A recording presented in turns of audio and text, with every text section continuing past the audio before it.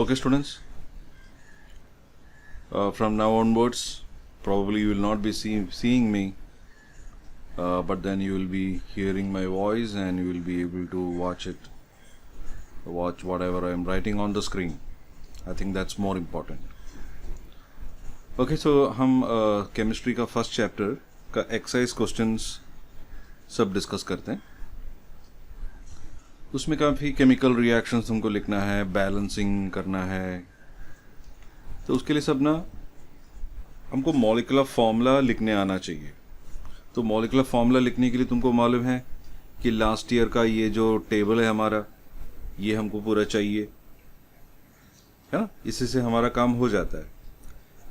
हाँ, लेकिन टेबल इतना ही नहीं है, और भी है बहुत सारे पॉलीएटमिक आयॉन्स, बहुत सारे मेटल्स, नॉन मेटल्स और भी है. तो उनका सब डिटेल्स इसमें नहीं है. सो मैंने कहा ना, ये टेबल से तो हम तुम्हारा काम तो एक लिमिट तक तो हो ही जाएगा. लेकिन students who are determined to gather more information, more knowledge, aiming high, उनके लिए देखो मैं इंटरनेट से ना कुछ लिस्ट वगैरह यहाँ पे दिया है. ये सब पॉज करके तुम नोटबुक में लिख के ले सकते हैं. जैसे देखो, ये क्रोमेट, डाइक्रोमेट, ये सब नहीं है ना हमारा लिस्ट में. ये लिस्ट में तो नहीं था ना. लेकिन बाद में हमको potassium dichromate,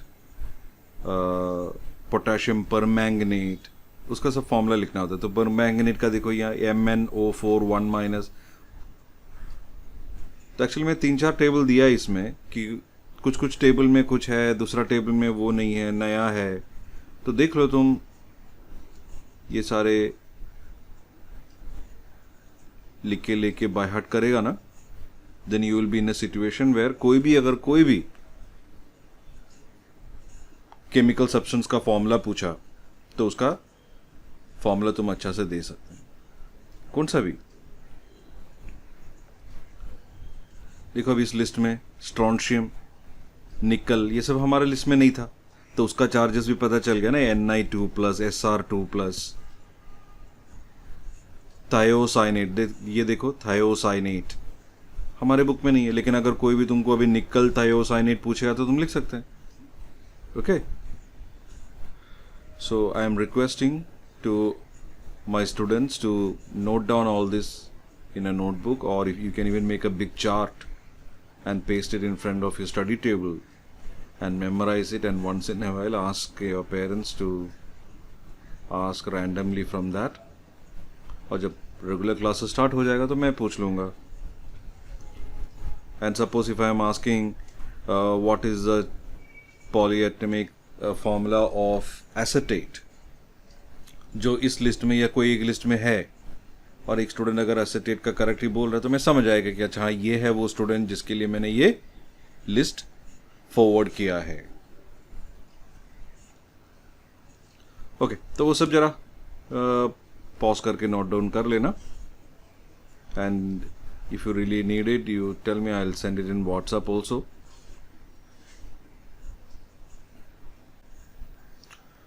okay, so all of you see this textbook का कुछ इन टेक्स्ट क्वेश्चंस है. ये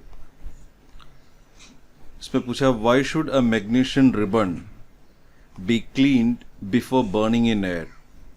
वो बर्निंग ऑफ मैग्नीशियन रिबन वाला एक्सपेरिमेंट याद है ना. मैग्नीशियन रिबन को जब बर्न किया तो एक डैसलिंग वाइट फ्लेम आया, और at the end you got some powder like substance which is nothing but magnesium oxide, है ना.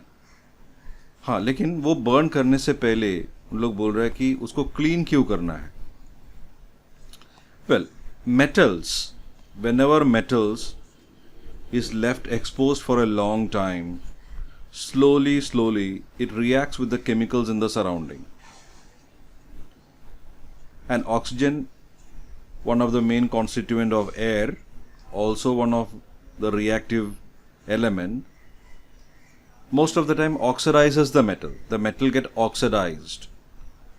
एक metal oxide का layer उस metal के ऊपर form हो जाता है. A coating of the metal oxide is formed. This I have explained during the corrosion part.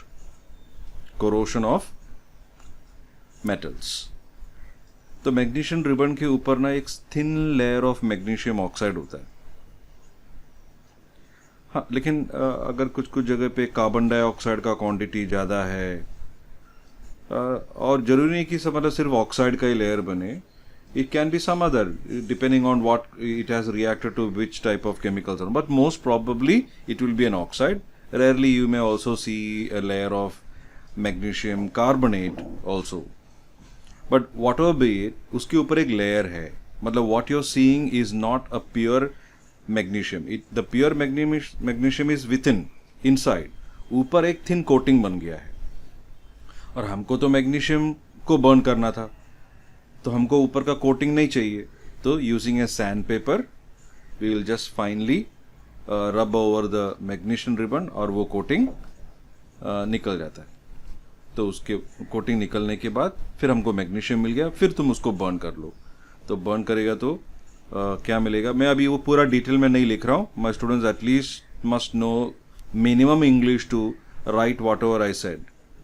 I said there will be a coating of magnesium oxide over it. To remove that magnesium oxide coating, we have to first clean it using a sandpaper. वो तुमको लिखना है, okay? हाँ, लेकिन इसमें क्या हो रहा है एक्चुअली, मैग्नीशियम, ये कौन सा मैग्नीशियम है? क्लीन करने के बाद जो मैग्नीशियम हमको मिला ना, वो मैग्नीशियम, ये मैग्नीशियम ऑक्सीजन के साथ रिएक्ट करता है। मतलब बर्निंग मतलब वही है ना, ऑक्सीजन के साथ रिएक्ट करना। बर्निंग के लिए ऑक्सीजन चाहिए ना, तो हमको मिलेगा MgO। इसको अगर हमको बैलेंस करना है तो प्रोडक्ट साइड में देखो एक ही ऑक्सीजन है, लेकिन लेफ्ट साइड में 2 है, तो फिर हम यहाँ पे 2 लिख के 2 ऑक्सीजन कर दिया।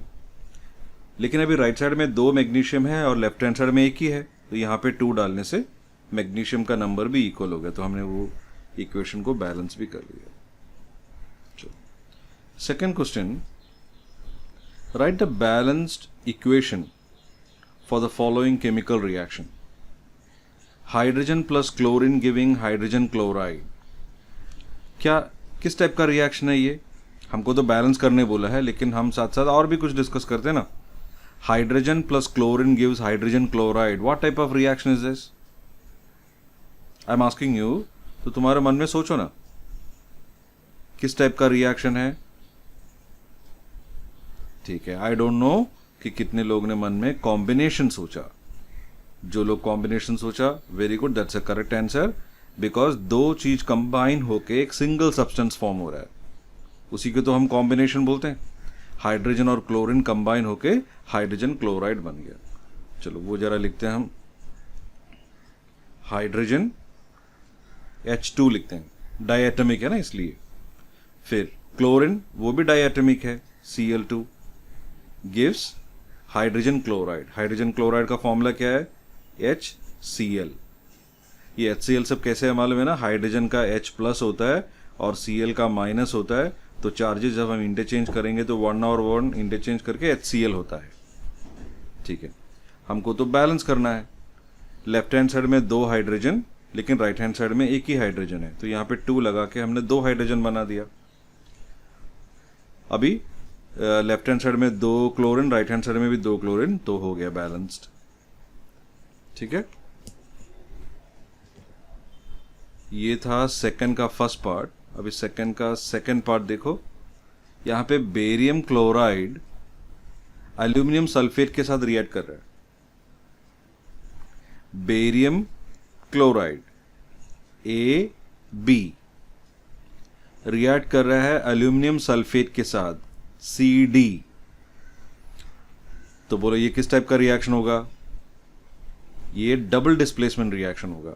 यहाँ पे बेरियम और एल्यूमिनियम अपना पोजीशंस इंटरचेंज करेगा, मतलब बेरियम क्लोराइड बन जाएगा एल्यूमिनियम क्लोराइड। देखो यहाँ पे एल्यूमिनियम क्लोराइड, और फिर एल्यूमिनियम के जगह पे जब बेरियम आ गया तो एल्यूमिनियम सल्फेट चेंज होकर बेरियम सल्फेट हो गया। ये रहा barium sulphate. So it's a double displacement reaction. हाँ, हमको तो बैलेंस करना है, तो बेरियम क्लोराइड का फॉर्मूला लिखना पड़ेगा पहले। बेरियम क्लोराइड BaCl, Ba का चार्ज 2 है और Cl का 1 है, तो ये 1 इधर और ये 2 इधर आ गया, तो you must know the charges to write this formula. Barium chloride plus aluminium sulphate, aluminium का Al, सल्फेट का SO4, और SO4 का जो 2 है वो यहाँ पे आएगा और एल्यूमिनियम का जो 3 है वो यहाँ पे आएगा।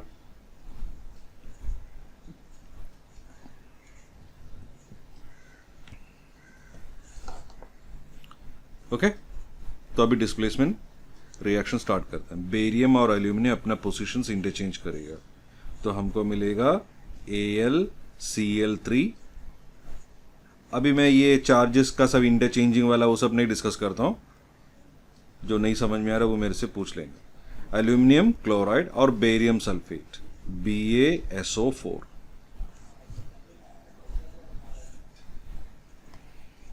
इसको बैलेंस करते हैं।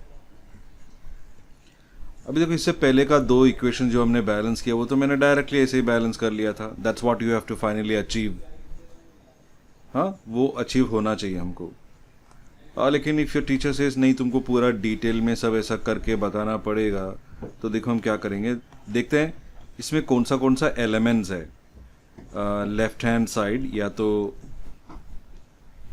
रिएक्टेंट साइड में क्या क्या है, बेरियम है, क्लोरीन है, एल्यूमिनियम है, सल्फर है, ऑक्सीजन है।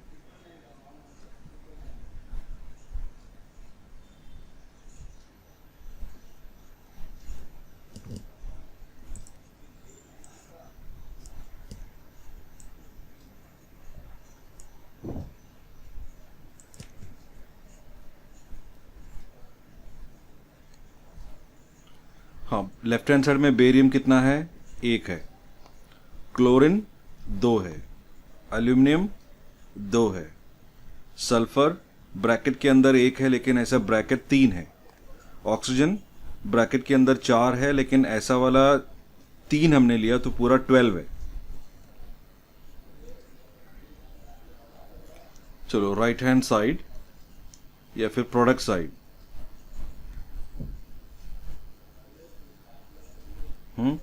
राइट हैंड साइड में बेरियम कितना है, 1, क्लोरीन 3, राइट हैंड साइड में एल्यूमिनियम 1, सल्फर 1, ऑक्सीजन 4। तो इसमें देखो सिर्फ बेरियम दोनों साइड इक्वल आ रहा है, बाकी सब डिफरेंट है। अभी बाकी सब डिफरेंट है तो फिर हमको ऐसा चेंजेस लाना पड़ेगा ताकि बाकी एलिमेंट्स भी दोनों साइड सेम हो। You can start with something which is totally different. Oxygen देखो जरा, ऑक्सीजन यहां पे 12 है, लेफ्ट साइड में 12 है, राइट साइड में 4 है, तो उसको कैसे 12 बनाए, इसको 12 कैसे बनाना पड़ेगा,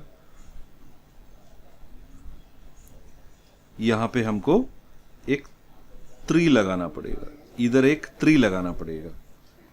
हाँ, वहां पे 3 लगाने से ये हो गया 12। लेकिन जब यहां पे हमने 3 लगाया तो बेरियम हो गया 3, मतलब फिर अभी बेरियम जो पहले सेम था दोनों साइड में वो अभी चेंज हो गया, तो फिर बेरियम को हमको 3 बनाना पड़ेगा, उसके लिए हमको यहां पे 3 लगाना पड़ेगा। यहां पे मैंने एक 3 लगा दिया तो ये अभी 3 हो गया। लेकिन जब मैंने बेरियम को यहां पे 3 लगाया तो ये क्लोरीन जो है वो अभी 6 हो गया लेफ्ट हैंड साइड में। अच्छा, लेफ्ट हैंड साइड में अगर 6 हो गया तो फिर राइट हैंड साइड में भी 6 होना पड़ेगा। राइट हैंड साइड में यहाँ पे 3 है ना, उसको 6 बनाने के लिए मुझे यहाँ पे एक 2 लगाना पड़ेगा, तो वो 6 बन गया। लेकिन जब मैंने यहाँ पे 2 लगाया तो एल्यूमिनियम बन गया इधर राइट हैंड साइड में 2, और लेफ्ट हैंड साइड में है ऑलरेडी 2। और राइट हैंड साइड में सल्फर देखो, सल्फर पहले 1 ही था लेकिन यहाँ पे 3 लगाने से सल्फर भी बन गया 3। अब देखो दोनों साइड सेम आया क्या, 3 3 6 6 2 2 3 3 12 12। इतना पूरा, मतलब आई वुड से ये पूरा एक ड्रामा है। जबकि हमको केमिस्ट्री और केमिकल इक्वेशन तक बात था, अब इसका बैलेंसिंग ऐसा पूरा डिटेल में दिखाना तब करना है जब कोई बोल रहा है कि डिटेल में चाहिए, अदरवाइज इट्स जस्ट बैलेंसिंग, है ना। और बैलेंसिंग के लिए कोई पर्टिकुलर रूल नहीं है। जैसे एक वेजिटेबल सेलर 2 किलो ओनियन कैसे कैसे बैलेंस करेंगे? वो क्या जो 3-4 लेके रखेगा वो बराबर एकदम बराबर होता है क्या? थोड़ा कम ज़्यादा होता है। अगर थोड़ा ज़्यादा हो गया उन लोग उसमें से थोड़ा निकालेंगे, फिर छोटा रखेगा, या फिर कम हो गया तो थोड़ा बड़ा रखेंगे। ऐसा थोड़ा ट्रायल एरर मेथड करना पड़ता है बैलेंसिंग के लिए। कुछ कुछ बहुत ईजी हो जाता है, कुछ जल्दी मिल जाता है। So this is clear. Okay, let us move on to the next question. Second का थर्ड क्या है? Sodium plus water giving sodium hydroxide and hydrogen. Second question का थर्ड पार्ट है sodium plus water, sodium plus water giving sodium hydroxide plus hydrogen. Okay, sodium plus water giving sodium hydroxide plus hydrogen. हमको सीधा balance करना है। यहाँ पे NaOH का formula का डिस्कशन मैंने नहीं किया। मैंने बोला इस टाइप का भी डिस्कशन नहीं करते। 9th स्टैंडर्ड के बाद 10th में आया है तो इसका डिस्कशन अभी नहीं चाहिए, लेकिन जहाँ पे रिक्वायर्ड है तो वहाँ पे मैं ज़रूर करूँगा। हाँ, मुझे कुछ बात बताना। केमिस्ट्री का लर्निंग है ना, ईजी तब होता है जब हम काफ़ी कुछ जनरलाइज करने की कोशिश करते हैं। हाँ, तो देखो तुम्हारा अप्रोच, लर्निंग का एक अप्रोच। सोडियम क्या है? It comes under the family of metals, it's a metal. So ये रिएक्शन क्या है? It's a reaction between metal and water. हाँ, many metals react with water. There are many metals which will not react with water. That all we'll see in the chapter of metals and non-metals. अभी एक general वाला बात सुनो। ये एक metal है। Metal जब वाटर के साथ रिएक्ट करते हैं तो यूजली मैं देखो यहाँ पे मैं याद लिखता हूँ, मेटल प्लस वाटर जब कंबाइन होगा ना तो हमको एक मेटल ऑक्साइड मिलेगा, मेटल ऑक्साइड। और कुछ मेटल ऑक्साइड क्या है, पानी में डिसॉल्व भी हो जाता है। हाँ, मेटल ऑक्साइड पानी में डिसॉल्व होने के बाद हमको मेटल हाइड्रोक्साइड मिला। एक काम कर दो, मैं इस टाइप की बातें अभी थोड़ा अवॉइड कर देता हूँ क्योंकि फिर हमारा टॉपिक काफ़ी बड़ा लेंथी डिस्कशन में चला जाएंगे। As and when we come across that kind of discussion. आगे है ये फर्स्ट चैप्टर में मैं बोलूँ और टाइप्स ऑफ रिएक्शन, ये सब जो हमने सीखा बस उतना ही केमिस्ट्री था। एक्चुअल केमिस्ट्री तो सेकेंड चैप्टर स्टार्ट होगा जहाँ पे हम एसिड, बेसिस और सॉल्ट्स के बारे में डिस्कस करेंगे, फिर मेटल्स और नॉन मेटल्स के बारे में डिस्कस करेंगे, फिर कार्बन कंपाउंड्स के बारे में डिस्कस करेंगे। तो प्योर केमिस्ट्री तो बाद में स्टार्ट होगा, तो उससे पहले उससे रिलेटेड बात यहाँ पे मैं अवॉइड करता हूँ। लेकिन क्या कि बोलते बोलते बोलते उसे बोल देता हूँ, nothing harm in that also. चलो बैलेंस करते हैं। Is it already balanced? Yes. Left hand side में sodium is 1, right hand side में भी सोडियम 1, हाइड्रोजन 2 है, यहाँ पे भी हाइड्रोजन 2 है, ऑक्सीजन 1 है, यहाँ पे भी ऑक्सीजन 1 है। It's already balanced, it's already balanced. Okay, let us move on to the third question. Third question में क्या बोला? Write a balanced chemical equation with state symbols for the following reactions. तो ये पहला रिएक्शंस के लिए हमको जरा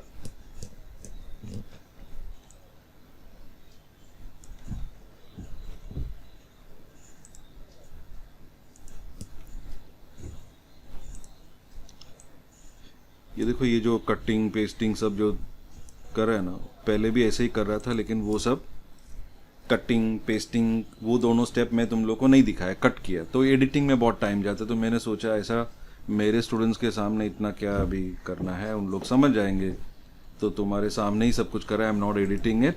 सो ये देखो, we have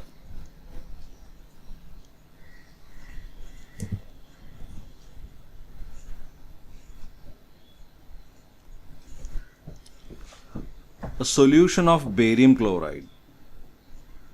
solution of barium chloride से समझ में आना चाहिए aqueous। And sodium sulphate in water, sodium sulphate in water मतलब वो भी एक्वस। हम इतना इसका स्टेट्स के बारे में क्यों ध्यान दे रहा है, बिकॉज क्वेश्चन में बोला था कि also mention the states. So barium chloride BaCl2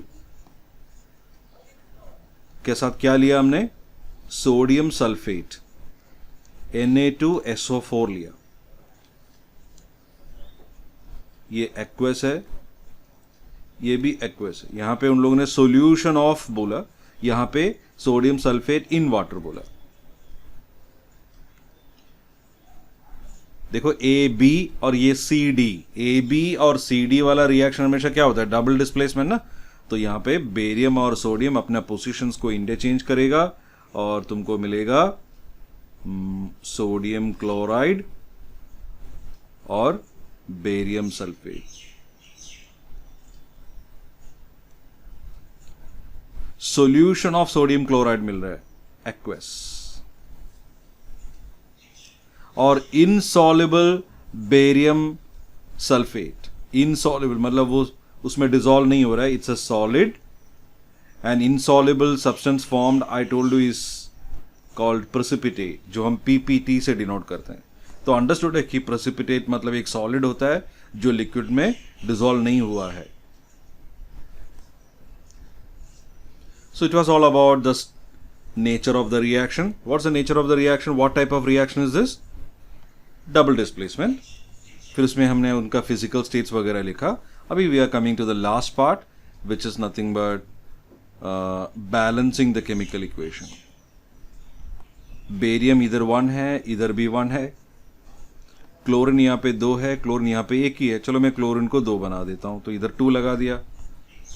अभी सोडियम यहां पे 2 है, सोडियम यहां पे भी 2 है, एक सल्फर है, सल्फर यहां पे 1 है, ऑक्सीजन यहां पे 4 है, यहां पे ऑक्सीजन 4 है। तो अभी ये बैलेंस हो गया। अच्छा एक बात अभी मुझे याद आया, ये जो बैलेंसिंग किया ना मैंने टेबल बना के, इसमें मैंने देखो सल्फर और ऑक्सीजन के लिए अलग अलग यहां पे डिटेल लिखा, सल्फर के लिए लिखा और ऑक्सीजन के लिए लिखा। You could have avoided this stage also. हाँ, कुछ लोग क्या करते हैं, इसके बदले SO4 लिख देते हैं सीधा। That's also good idea. ये ब्रैकेट के अंदर SO4 है ना, और यहां पे भी है SO4, उसके अंदर तो कुछ चेंजेस होगा नहीं। ये SO4 के अंदर तो कोई चेंजेस नहीं होने वाला है। ये राइट साइड में इधर H2O3 ऐसा थोड़ी होने वाला है, SO4 है तो उधर भी SO4 है। तो ये लेफ्ट हैंड साइड में बोलो कितना SO4 है, 3 SO4 है, और राइट हैंड साइड में कितना SO4 है, एक ही SO4 है। राइट हैंड साइड में एक ही SO4 है, तो फिर राइट हैंड साइड में मैं 3 SO4 बना देता हूं मल्टीप्लाइंग विथ 3। देखो ये वाला 3, तो ये जो पॉली एटॉमिक आयॉन्स है जो साथ में ही रहता है, उसको साथ में कंसिडर करेगा तो भी हो जाता है। हाँ, इसका बैलेंसिंग हो गया। अभी कौन सा, अभी सोडियम हाइड्रोक्साइड।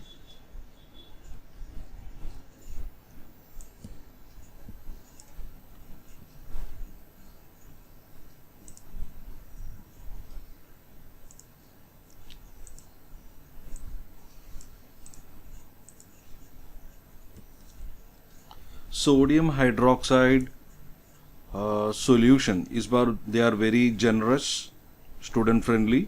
सॉल्यूशन भी बोला है, इन वाटर भी बोला है। Most of the time solution से हम यही मतलब रखते हैं कि पानी में। सो ये एक्वस है। सोडियम हाइड्रोक्साइड किसके साथ रिएक्ट किया, हाइड्रोक्लोरिक एसिड सॉल्यूशन, तो वो भी एक्वस है। And later on in the acid base chapter you will learn that when we say hydrochloric acid, it's understood कि it's a solution. To produce sodium chloride solution, ये भी aqueous है, and water. तो sodium hydroxide NaOH किसके साथ react किया, hydrochloric acid HCl, और क्या दिया, सोडियम क्लोराइड एंड वाटर। सबका फिजिकल स्टेज भी लिख देते हैं, एक्वस एक्वस एक्वस, और ये तो लिक्विड है। ठीक है, अभी बैलेंसिंग, लेफ्ट हैंड साइड में एक सोडियम, इधर भी एक सोडियम, यहाँ पे OH, या फिर चलो अलग अलग, ऑक्सीजन एक, यहाँ पे भी ऑक्सीजन एक, हाइड्रोजन यहाँ पे एक, यहाँ पे एक, तो मतलब 2 हाइड्रोजन हो गया, यहाँ पे है ना 2 हाइड्रोजन, फिर क्या बाकी, क्लोरीन एक, इधर भी क्लोरीन एक, it's balance, it's already balanced, ये रिएक्शन बैलेंस्ड है। सबको समझ में आया ना? तो it was more about discussion of different questions. Through these discussions, even though they have asked you to balance a chemical equation, I have also tried to classify it into the category of equation, type of equation, type of reaction. Okay, let us move on to the next in-text questions. A solution of a substance X. हमारे examination में mostly इस type के questions होता है, chemicals को identify करना। देखो, a solution of substance x is used for white washing, so that's a की। पूरा answer lies on whether you have an idea about white washing. I think I have not mentioned about that earlier, तो उसके बारे में जरा बात करता हूं। वाइट वॉशिंग के लिए पहले अभी सब अलग अलग टाइप ऑफ पेंट अवेलेबल है, लेकिन पहले ऐसा दीवार पे ना, वी बाय क्विकलाइम,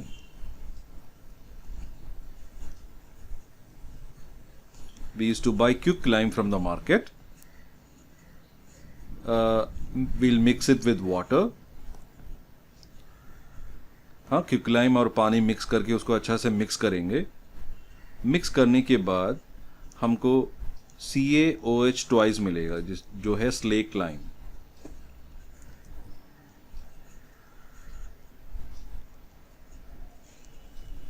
ये रिएक्शन तुम्हारे लिए नया नहीं है, ये हमारा टेक्स्ट बुक का एक कॉम्बिनेशन रिएक्शन है। हाँ, 2 चीज कंबाइन होके एक बन रहा है ना, कॉम्बिनेशन रिएक्शन है ये। और ये रिएक्शन मैंने और एक बार बताया था, because it was an exothermic reaction also, इसमें हीट बहुत प्रोड्यूस होता है। हाँ, तो मतलब कभी भी अगर तुम कैल्शियम ऑक्साइड पानी के साथ मिक्स करके चलो पेंटिंग के लिए, कुछ वाइट वॉशिंग करने के लिए सोच लिया, तो हाथ से मिक्स मत करना, उसमें हीट रिलीज होता है। तो वाइट वॉशिंग के लिए हम क्या यूज करते हैं? क्विकलाइम, बिकॉज मार्केट में जाके we are not buying calcium hydroxide, we are buying quicklime, तो दिस इज यूज्ड। ये है the so-called X. Name the substance X. क्या है substance X? Calcium oxide.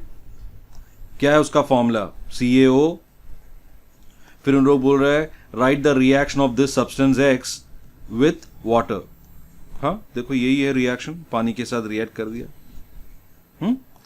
अभी लास्ट में इसका बैलेंसिंग वाला पार्ट देखते हैं कि एक कैल्शियम है, यहाँ पे भी एक कैल्शियम है, ऑक्सीजन यहाँ पे एक, मतलब पूरा 2 ऑक्सीजन है। यहाँ पे देखो ब्रैकेट के अंदर एक है, लेकिन ब्रैकेट 2 है तो 2 ऑक्सीजन हो गया। हाइड्रोजन यहाँ पे 2 है, यहाँ पे भी हाइड्रोजन 2 है, तो it's a balanced equation also. बहुत जल्दी हो गया बात।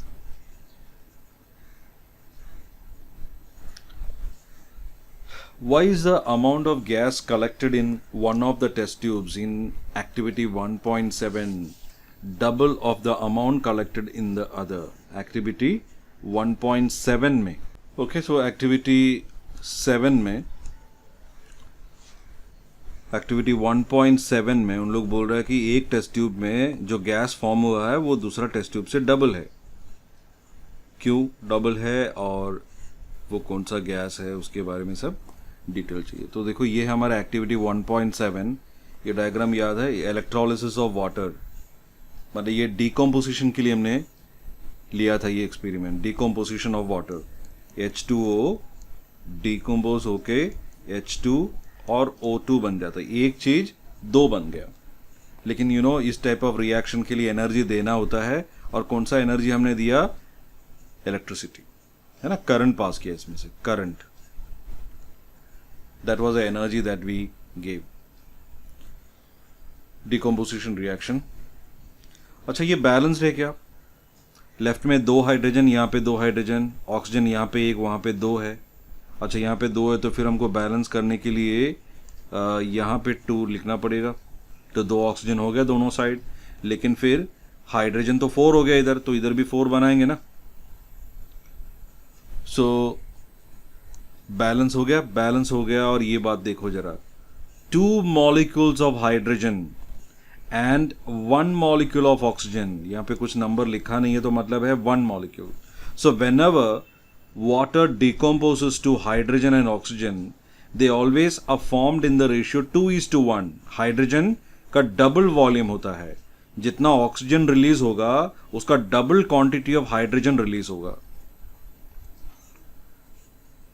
तो यहां पे इस टेस्ट ट्यूब में देखो, ये पोर्शन देखो, यहां पे जो हाइड्रोजन गैस कलेक्ट हुआ है, लुक एट हियर, ये देखो इधर, इधर जो हाइड्रोजन गैस रिलीज हुआ है वो ये ऑक्सीजन गैस का डबल है। तो उसका रीजन समझ में आया ना, डबल क्यू फॉर्म होता है, because whenever water decomposes hydrogen and oxygen are release in the ratio of 2:1। तो देखो बैलेंसिंग द केमिकल कितना इंपॉर्टेंट है। अगर हमने इसको बैलेंस नहीं किया होता तो इधर क्या है 1, इधर भी 1, तो हम बोलेंगे 1:1। तो बैलेंसिंग द केमिकल इक्वेशन बहुत सीरियस बात है, इंपॉर्टेंट बात है। It tells us more about the chemical reaction. Okay, so the gases formed are hydrogen and oxygen. तो ये भी हो गया। Let us move on to the next in-text questions. Why does the color of copper sulfate solution change when an iron nail is dipped in it? सारे discuss किया हुआ questions है। ये एक एक्टिविटी है, टेक्स्ट बुक का एक activity में दिया है। हाँ, copper sulphate CuSO4 blue colour का होता है, रिएक्टिंग विथ iron nails.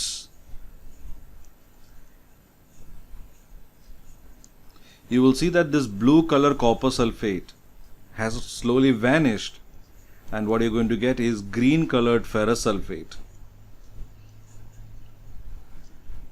हाँ, ये आयरन कॉपर को हटा दिया, वहां पे डिस्प्लेस कर दिया, ब्राउन कलर का कॉपर मेटल मिल गया। ये एक्टिविटी तुमने देखा है।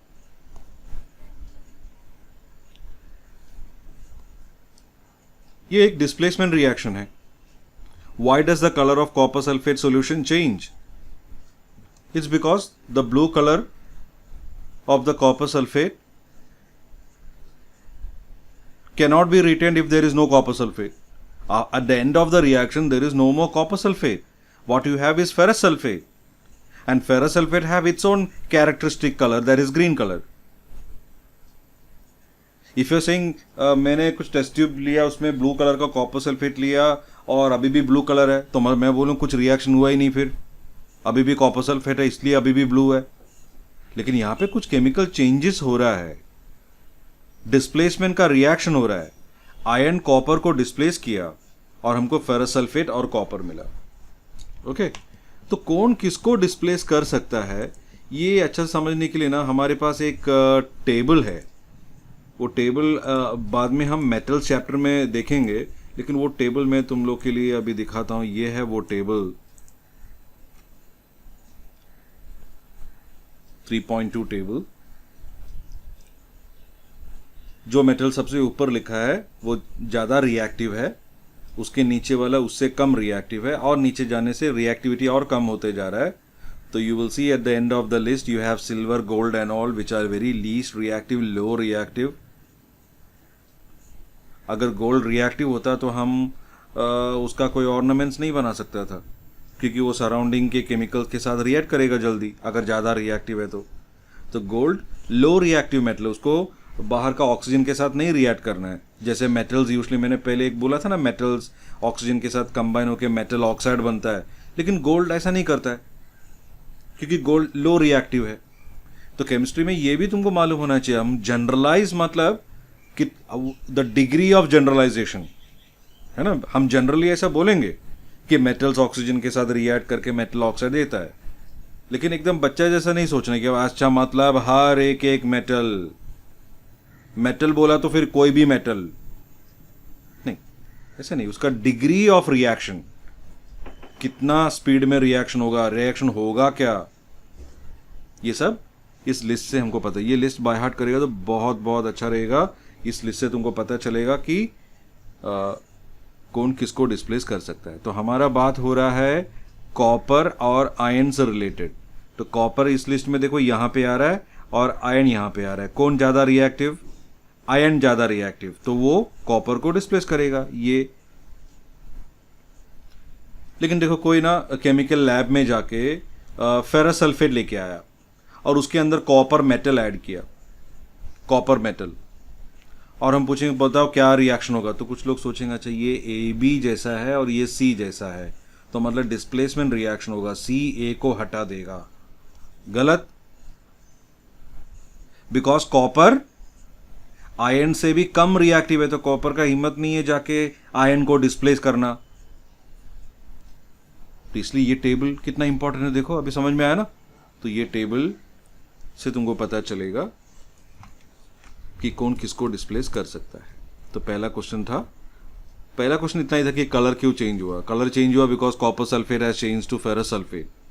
Blue colour of copper sulphate slightly slowly fades away and the green colour of ferrous sulphate appears. ठीक है, next, give an example of a double displacement reaction other than the one given in the activity 1.10. 1.10 activity में एक double displacement reaction हमने देखा है, उसके अलावा और कुछ रिएक्शंस बताओ। तो ये देखो 1.10 में हमने कौन सा देखा था। 1.10 में हम टेस्ट ट्यूब में बेरियम क्लोराइड लिया और उसी में हमने सोडियम सल्फेट का सब सॉल्यूशन है। अदरवाइज क्या, most of the salts are solids, solid form में रहता है ये सारे salt. Barium chloride, sodium sulphate, ये कोई लिक्विड नहीं है, लेकिन हमने इसका सॉल्यूशन बनाया, सॉल्यूशन एक्वस, इसका भी सॉल्यूशन लिया एक्वस। ओके, तो जब ये दोनों रिएक्ट हो गया तो हमको बेरियम सल्फेट और सोडियम क्लोराइड, ये सोडियम क्लोराइड तो एक्वस है, लेकिन बेरियम सल्फेट जो मिला वो इनसॉल्युबल है, इट इज इनसॉल्युबल सब्सटेंस। तो इसको हम क्या बोलते थे, इनसॉल्युबल सब्सटेंस को प्रेसिपिटेट, तो इसलिए हम इसको प्रेसिपिटेशन रिएक्शन भी बोल सकते हैं। चलिए, क्या ये था उनका क्वेश्चन? नहीं, उन लोग बोल रहे ये छोड़ के दूसरा कोई डबल डिस्प्लेसमेंट के लिए एग्जाम्पल दो। हम इससे पहले कितने सारे क्वेश्चंस ऑलरेडी देखा डबल डिस्प्लेसमेंट का। या फिर देखो मैं तुमको तुम्हारे एक्सरसाइज का एक क्वेश्चन नंबर 6 बताता हूँ। हमारे एक्सरसाइज में लास्ट में ना एक 6 क्वेश्चन दिया है, बैलेंस करने के लिए वैसे दिया है। देखो यहाँ पे, क्या ये सारे के सारे डबल डिस्प्लेसमेंट है?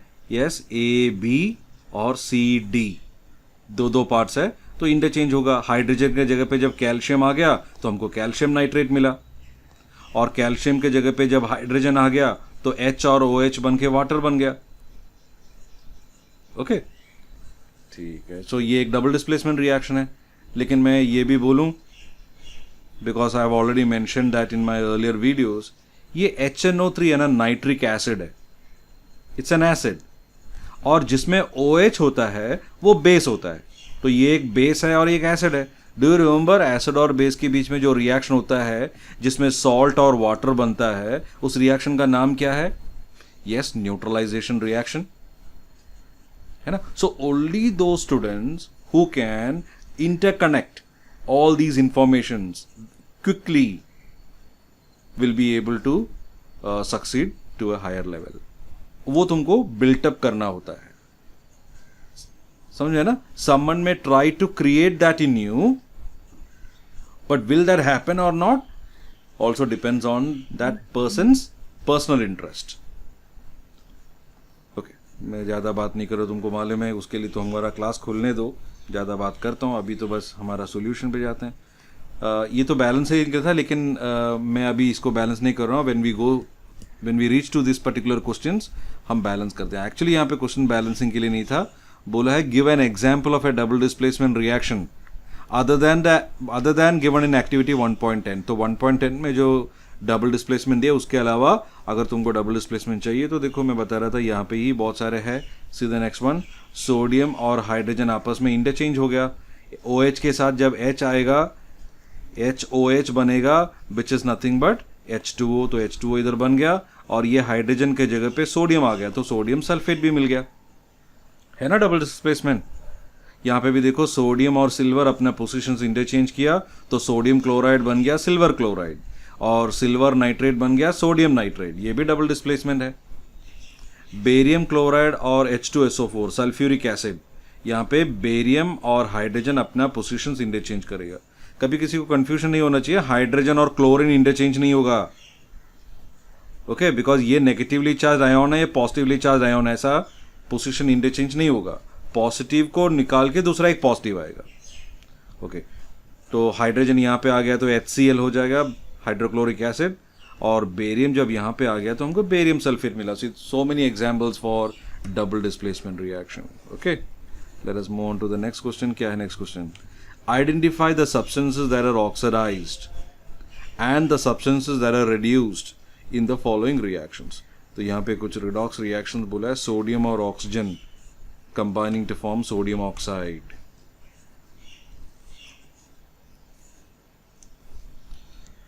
Sodium combining with oxygen to form sodium oxide.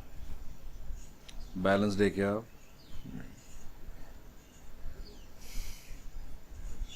ये में से गलती हो गया, सोडियम ऑक्साइड लिखते वक्त मैंने चार्जेस का ध्यान नहीं दिया। सोडियम +1 और ऑक्सीजन 2- है तो 2 इधर आएगा और 1 इधर आएगा, तो मिस्टेक पता चल गया, सोडियम ऑक्साइड। चलो दोनों साइड बैलेंस कर दें। यहाँ पे ऑक्सीजन 2 है और यहाँ पे ऑक्सीजन 1 ही है तो उसको 2 बना देते हैं। लेकिन ऐसा करने से सोडियम बन गया 4, तो फिर इधर 4 लगाने से वो प्रॉब्लम सॉल्व हो गया, ठीक है, बैलेंसिंग हो गया। वैसे क्वेश्चन बैलेंसिंग के लिए नहीं था, पूछा कि इसमें कौन ऑक्सीडाइज हो गया कौन रिड्यूस हो गया। हाँ, ये ऑक्सीडेशन रिडक्शन के बारे में मेरा अर्लियर वीडियोस में मैंने बोला था, addition of oxygen, removal of hydrogen, इस टाइप के हाइड्रोजन और ऑक्सीजन से रिलेटेड बात कहा था। लेकिन रिडॉक्स रिएक्शन में क्या you need to have higher knowledge to at times understand, इसलिए मैं ना वो और डिटेल भी देता हूँ। रिमूवल ऑफ इलेक्ट्रॉन्स, अगर किसी में से इलेक्ट्रॉन्स का कुछ रिमूवल हुआ है तो हम उसको बोलेंगे ऑक्सीडेशन हो गया, और एडिशन ऑफ इलेक्ट्रॉन्स अगर किसी में हुआ है तो हम बोलेंगे कि उसका रिडक्शन हुआ है। तो ये डेफिनेशन भी तुमको मालूम होना चाहिए apart from the earlier definitions to understand it better. तो इस एंगल से अगर हम सोचेंगे ना तो सारे रिडॉक्स रिएक्शन तुमको जल्दी अच्छे से समझ में आ जाएगा। सोडियम तुमको मालूम है ना 281 था, 281 लास्ट ईयर का 281, मतलब वो स्टेबल नहीं है बिकॉज लास्ट शेल में 8 इलेक्ट्रॉन होना चाहिए, यहाँ पे तो 1 इलेक्ट्रॉन है लास्ट शेल में, तो ये स्टेबल नहीं है। स्टेबल नहीं है तभी तो वो केमिकल रिएक्शन में पार्टिसिपेट करने जा रहा है स्टेबल बनने के लिए। मतलब राइट हैंड साइड में सोडियम तो 28 है। देखो सोडियम को क्या बनना है, sodium want to become Na plus, because sodium 281 है और Na प्लस तो 28 है, तो 281 कैसे 28 हो गया? रिमूवल ऑफ इलेक्ट्रॉन हुआ, सोडियम में से इलेक्ट्रॉन का रिमूवल हुआ। इलेक्ट्रॉन मतलब negative charge, negative charge remove हुआ तभी तो ये ओवरऑल पॉजिटिव चार्ज का बना। तो रिमूवल ऑफ इलेक्ट्रॉन्स हो गया सोडियम में, तो इसलिए हम बोलते हैं सोडियम का ऑक्सीडेशन हो गया, सोडियम गॉट ऑक्सीडाइज्ड।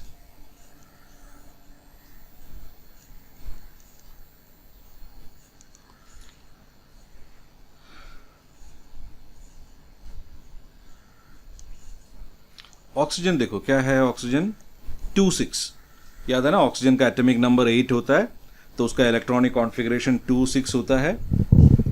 ये सब क्या बोलूँ, जिसका लास्ट ईयर ये सब में इंटरेस्ट जो लोग नहीं दिखाए ना, उनके लिए ये बहुत मुश्किल हो जाएगा, नियरली इम्पॉसिबल टास्क हो गया। लेकिन पता नहीं, पीपल हैव डिफरेंट प्लान्स। उनको लगा होगा कि मैं दोनों 10th में कर लूँगा, 9th का भी मैं 10th में कर लूँगा। तो उनको मैं बोल रहा हूँ कि प्लीज़ प्लीज़ याद रखो कि तुम्हारा डिसीजन था कि दोनों 10th में करेंगे, तो टाइम बहुत है हमारे पास, जल्दी कर लेना। तो यहाँ पे 2 इलेक्ट्रॉन और ऐड होके 2 8 बनेगा ना, तो जब 2 इलेक्ट्रॉन ज़्यादा आ गया तो वो 2 माइनस बन गया, बिकॉज 2 इलेक्ट्रॉन ज़्यादा आ गया। ऑक्सीजन O2- होता है ना, तो बोलो ये जो ऑक्सीजन है उसका क्या हुआ, उसका एडिशन ऑफ इलेक्ट्रॉन्स हो गया, उसके साथ 2 और 2 6, देखो 2 8 बन गया, 2 इलेक्ट्रॉन और मिल गया उसको, एडिशन ऑफ इलेक्ट्रॉन हुआ है, जो होता है रिडक्शन।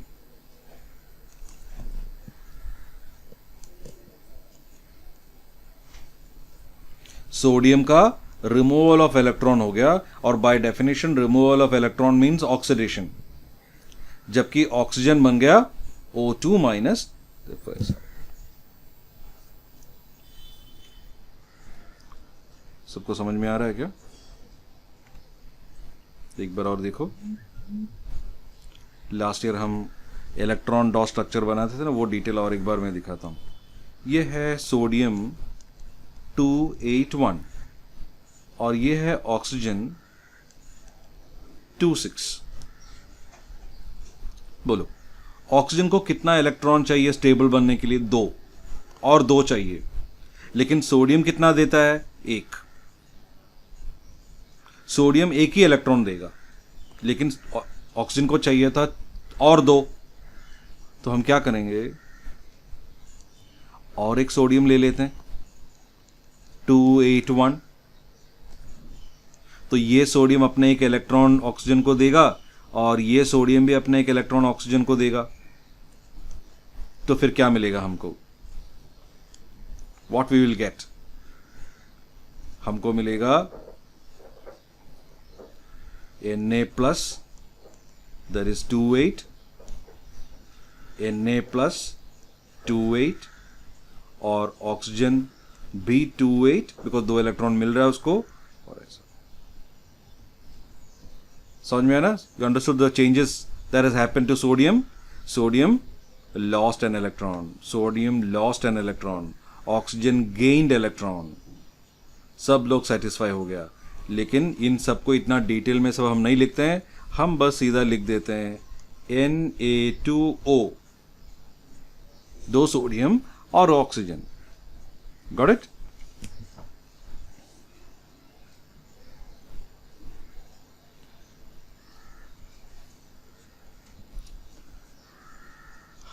और एक reaction copper oxide plus hydrogen giving copper and water. Copper oxide plus hydrogen giving copper plus water. I don't know, ये देखते कितने लोगों को वो वीडियो याद आया जहां पे एक ट्यूब के अंदर मैंने ब्लैक कलर का कॉपर ऑक्साइड लिया था। मेरा मतलब मैंने दिखाया, इसलिए मैंने मैं बोल दिया, तुमको मालूम है वो experiment was not conducted by मैं। हाँ, ब्लैक कलर का कॉपर ऑक्साइड याद है ना? ब्लैक कलर के कॉपर ऑक्साइड के ऊपर से हमने हाइड्रोजन गैस पास किया, फिर हमने इसको हीट किया। हीट करने के बाद धीरे धीरे ब्राउन कलर का कॉपर उसमें दिखने आया। समझ में आया ना? वो सब केमिकल रिएक्शंस, इक्वेशंस इतना फेमिलियर होना चाहिए कि ये सब तुमको देखते ही नजर आए।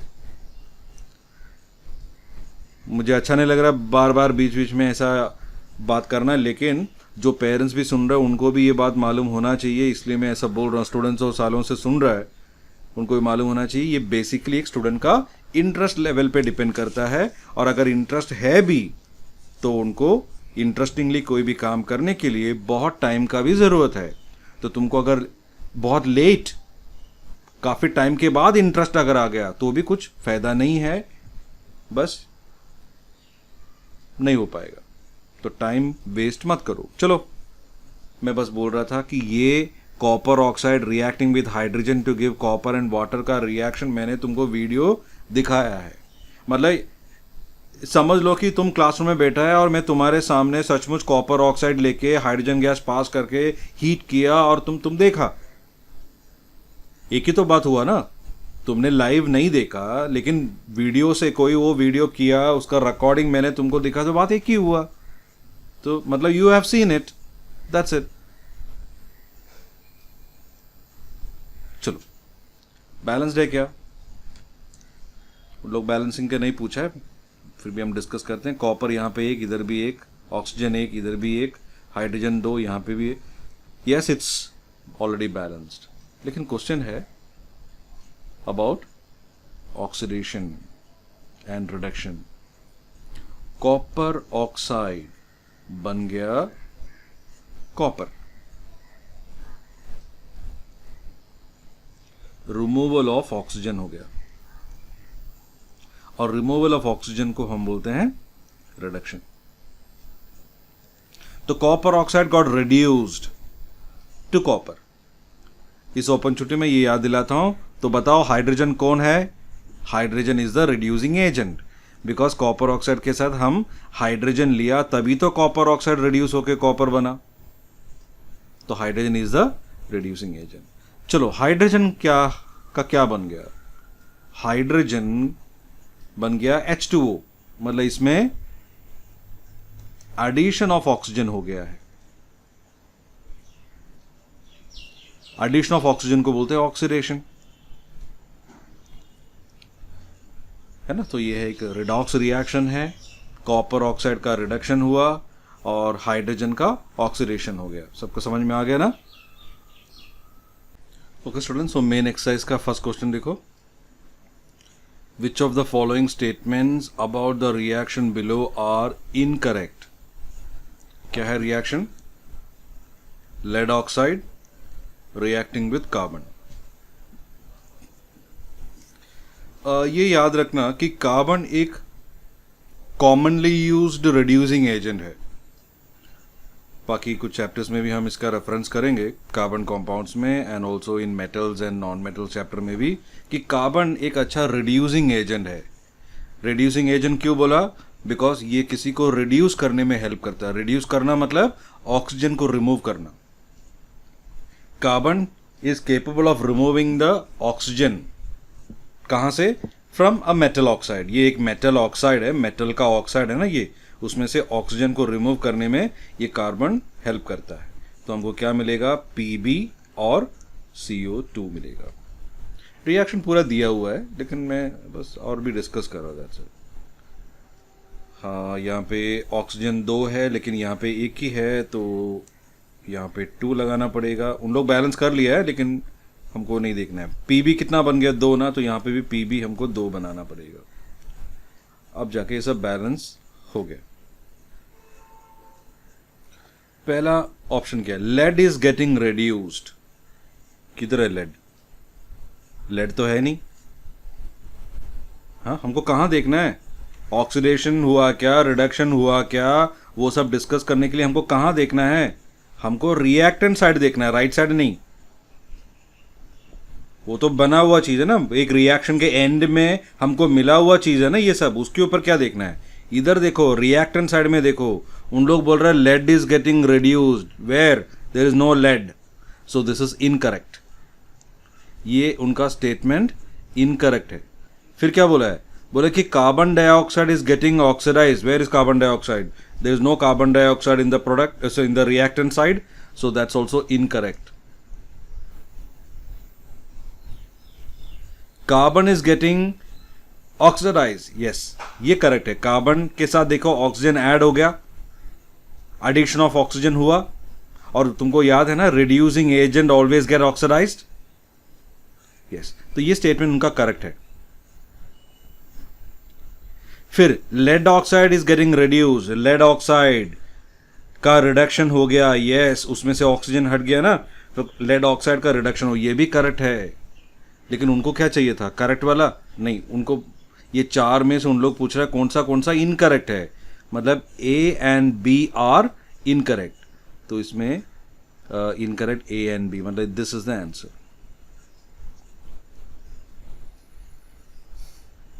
है ना, मल्टीपल चॉइस का बहुत फनी बात होता है। क्या है वो? अभी हमने इतना डिस्कस करके कौन सा करेक्ट कौन सा इनकरेक्ट ये सब डिस्कस करके फिर हमको पता चला कि option A and B are the answers, मतलब फर्स्ट ऑप्शन बोला ए एंड बी, ये है फाइनल आंसर, है ना। लेकिन there are so many smart students who also get the same answer and you know how.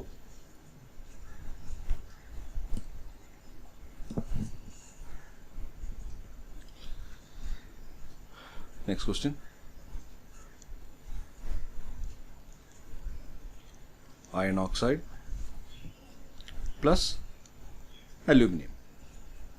वो जो एक रिएक्टिविटी सीरीज मैंने दिखाया था ना, वो रिएक्टिविटी सीरीज में तुमको पता चलेगा कि ये जो आयरन जो पहले कॉपर को डिस्प्लेस कर रहा था, अभी कुछ नहीं कर पाएगा क्योंकि उससे भी ज्यादा रिएक्टिव एल्यूमिनियम उसके साथ आ गया। I don't know whether you are able to recollect the situation where I have explained, कुछ मिनट्स पहले ही बोला था, है ना, आयरन कैसा कॉपर को हटा दिया था। कौन सा क्वेश्चन में याद है? Why the blue colour changes, colour change क्यों होता है? कॉपर सल्फेट में जब आयरन नेल हम ऐड करते हैं तो वहाँ पे कॉपर सल्फेट में जो कॉपर है उसको आयरन डिस्प्लेस करता है, तब वो फरस सल्फेट बन जाता है, तब ग्रीन कलर हो जाता है। वो डिस्कशन में हमने ये डिस्कस किया था, तब मैंने वो रिएक्टिविटी सीरीज तुमको दिखाया। हमारे टेक्स्ट बुक में कुछ पेज 45 में कुछ है लगता है वो टेबल, मैं तुमको बताता हूँ अगर तुमको टेबल रेफर करना है।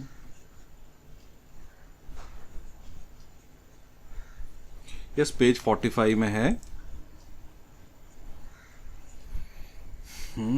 पेज 45 में टेबल 3.2 है, तो वो टेबल से तुम देख सकते हो। अच्छा, वो देखो उसमें कहाँ है एल्यूमिनियम, है ना, एल्यूमिनियम का पोजीशन देखो और आयरन का पोजीशन देखो। पहले आयरन तो कॉपर को डिस्प्लेस कर रहा था because iron was more reactive than copper, लेकिन aluminium is more reactive than iron. Got it?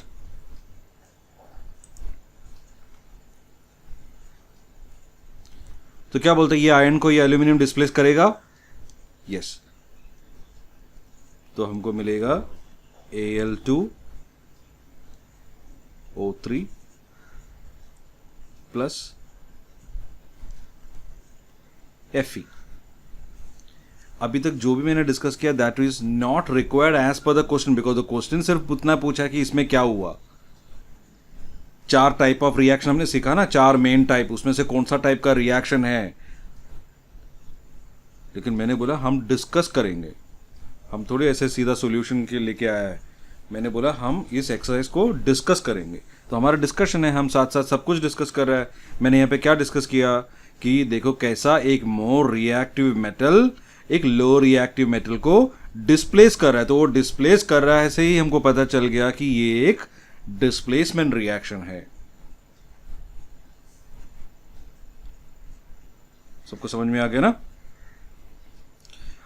ये जो रिएक्शन है ना, बहुत ही इंपॉर्टेंट रिएक्शन है इंडस्ट्रीज में, especially this is used in something called thermite welding.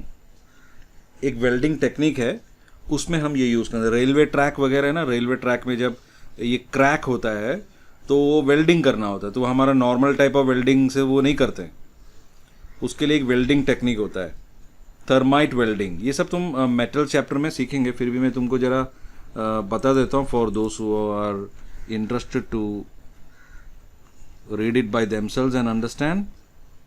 So for you, I'll just show you where it is.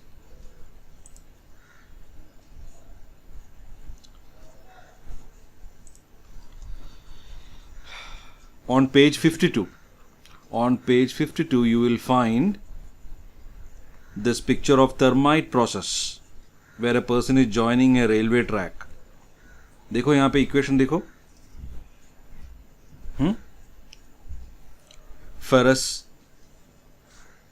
Oxide Fe2O3 aluminium के साथ react करके एल्यूमिनियम आयन को डिस्प्लेस कर दिया, है ना। लेकिन ये रिएक्शन ना एक हाईली एक्सोथर्मिक रिएक्शन है, हाईली एक्सोथर्मिक रिएक्शन है और इसके अंदर बहुत हीट प्रोड्यूस हो जाता है।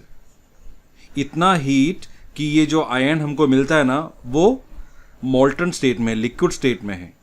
तो वो जहाँ पे वेल्डिंग करना होता है वहाँ पे साइड में उन लोग ये एक्सपेरिमेंट नहीं, ये रिएक्शन करते हैं और जो हॉट मोल्टन आयन मिलता है वो क्रैक के अंदर पोर कर देते हैं जहाँ पे क्रैक हो गया। Anyway, so this reaction you can use it for different situations. इसलिए मैं हमेशा बोलता हूँ कि बहुत ही इंपॉर्टेंट रिएक्शन है, ये याद रखना, मतलब बहुत काम आएगा इसका। Is it an example for a displacement reaction? Yes, aluminum is displacing iron. Is it an example for an exothermic reaction? Yes, a lot of heat is released in this, therefore it's a reaction of exothermic. And also, it is thermite reaction which has a very important application. Hope सबको समझ में आ रहा है। ये video कितने लोग देखेगा, कितने लोग को ये इंटरेस्टिंग लगेगा। मेरा मेन इंटेंशन तो वही था कि इंटरेस्टिंग वाले स्टूडेंट्स को उनका इंटरेस्ट को जारी रखना। इसके बीच में कितने लोग सो गया आई डोंट नो। हाँ, सम पीपल में थिंक अरे ये सब तो नेगेटिव स्टेटमेंट्स बोल रहा है। हाँ हाँ, कुछ फैक्ट नेगेटिव होता है तो क्या करूं, लेकिन पॉजिटिव बनाने के लिए कर रहा हूं। हाँ, बाद में जब मार्क्स कम होता है इसके बारे में जब मैं क्वेश्चन पूछता हूँ तो आंसर नहीं दे पाता, ये सब बिकॉज तुमको नींद आ रहा था। अभी नींद आ रहा है वो बात बोलो तो क्या प्रॉब्लम क्या है। Next question, what happens when dilute hydrochloric acid is added to iron filings. Iron filings मतलब आयन का small pieces, small fine particles of iron को बोलते हैं iron filings. That is reacting with hydrochloric acid HCl।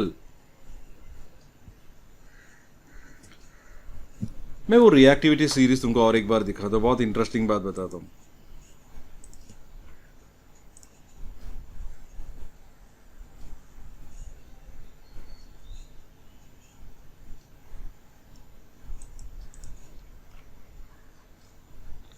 ये reactivity series मतलब किसका series है ये? मेटल्स का है ना, मेटल्स का सीरीज है ये। It's a list of metals, लेकिन still you will find hydrogen in this. See, lead के जस्ट नीचे हाइड्रोजन तो मेटल नहीं है।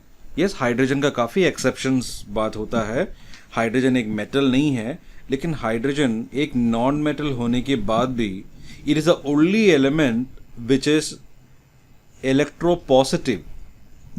हाइड्रोजन इलेक्ट्रोपॉजिटिव है। यूजली नॉन मेटल्स क्या है, इलेक्ट्रोनेगेटिव होता है, लेकिन ये नॉन मेटल एक इलेक्ट्रोपॉजिटिव है। तो ये जैसे मेटल्स इलेक्ट्रोपॉजिटिव होता है, हाइड्रोजन भी इलेक्ट्रोपॉजिटिव है। तो इस लिस्ट में हमने हाइड्रोजन का भी नाम लिया बिकॉज वो इलेक्ट्रोपॉजिटिव है। लेकिन हमको ये लिस्ट में ये हाइड्रोजन उन लोग ने जो ऐड किया ना बहुत मदद करता है। देखो जरा, Fe का पोजीशन और हाइड्रोजन का पोजीशन, आयन का और हाइड्रोजन का पोजीशन देखो, कौन रिएक्टिव? आयन रिएक्टिव है। हाँ, तो आयन रिएक्टिव है तो फिर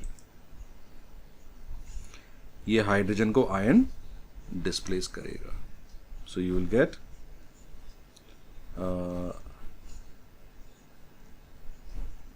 FeCl2 plus H2।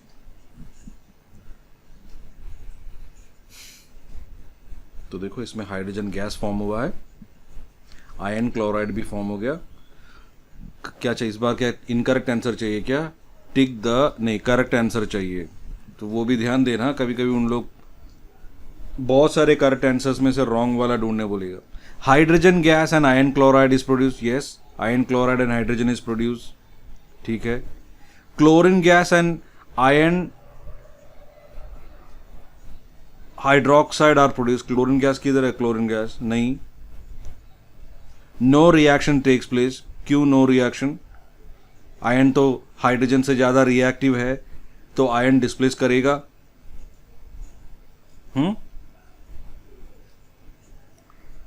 Ion salt, हाँ आयन सॉल्ट मिला, आयन का एक सॉल्ट मिला है हमको। एंड वाटर नहीं, वाटर नहीं मिला। क्या ब्लंडर आंसर है ये? लेकिन कंफ्यूज कर सकते हैं बच्चों को।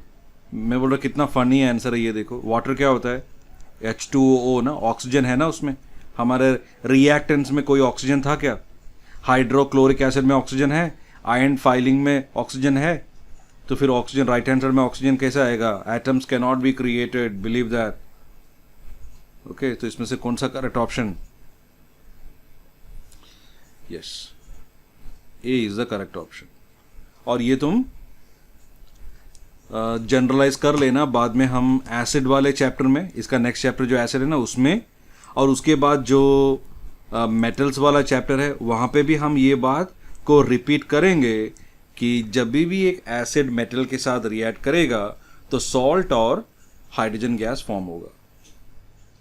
एक एक्टिविटी था हमारा जिसमें हमने हाइड्रोक्लोरिक एसिड में या सल्फ्यूरिक एसिड में हम जिंक मेटल लिया। Zinc metal you can either add in hydrochloric acid और सल्फ्यूरिक एसिड और any other acid,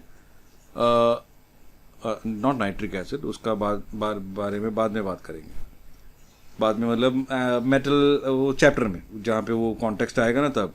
but usually generally most of the time तुम एक मेटल एसिड में डालो, just look into the test tube or the beaker, you will see bubbles coming, that's hydrogen gas.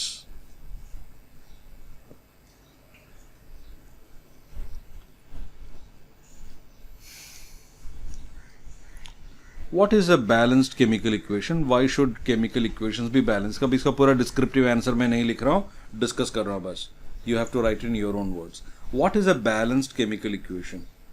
Balanced chemical equation मतलब that equation where the number of atoms of every element on both the reactant side and product side are equal. When you say that the chemical equation is balanced, what you actually mean is कि you have made the number of atoms of every element same on both the sides. फिर एक important question, why should chemical equations be balanced? Well, that's not a rule कि हमको equation को balance करके ही किसी को दिखाना है, अगर नहीं है तो फिर वो गलत हो गया। गलत नहीं, थोड़ा इनकम्प्लीट हम बोल सकते हैं, मतलब we have not given all details. लेकिन करना क्यों है?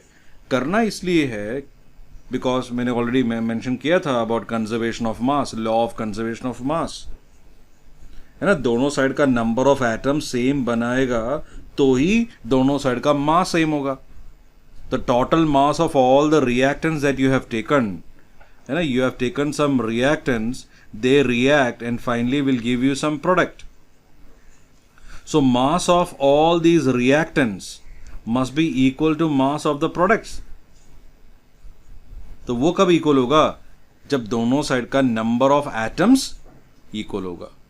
तो नंबर ऑफ एटम्स इक्वल बनाने के लिए तो हम बैलेंसिंग बोलते हैं, समझ में आया ना। सो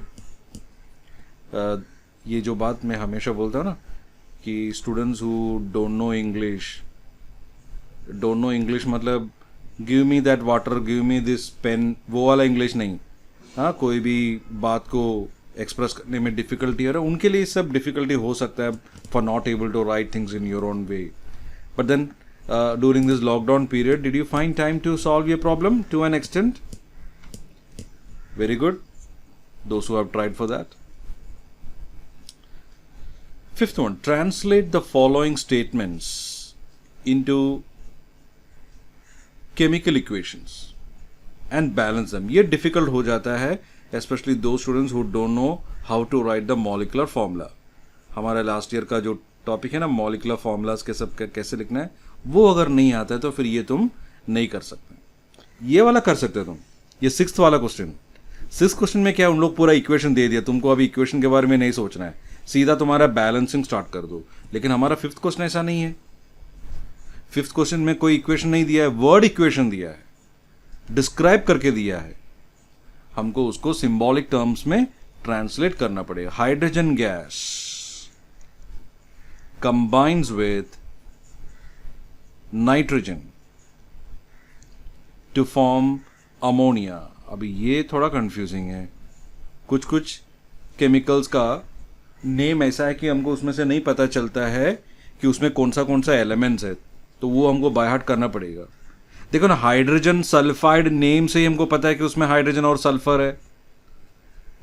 सल्फर डाइऑक्साइड से हमको पता चलता है उसमें सल्फर और ऑक्सीजन है।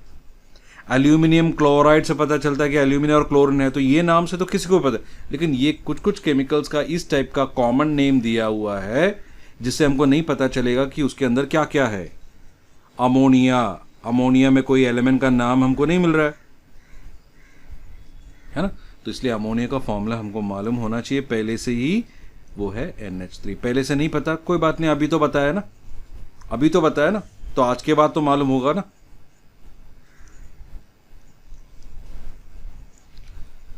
Yes, is it balanced? इधर 2 हाइड्रोजन लेकिन वहां पे 3 हाइड्रोजन, यहाँ पे 2 नाइट्रोजन, यहाँ पे 1 ही नाइट्रोजन है।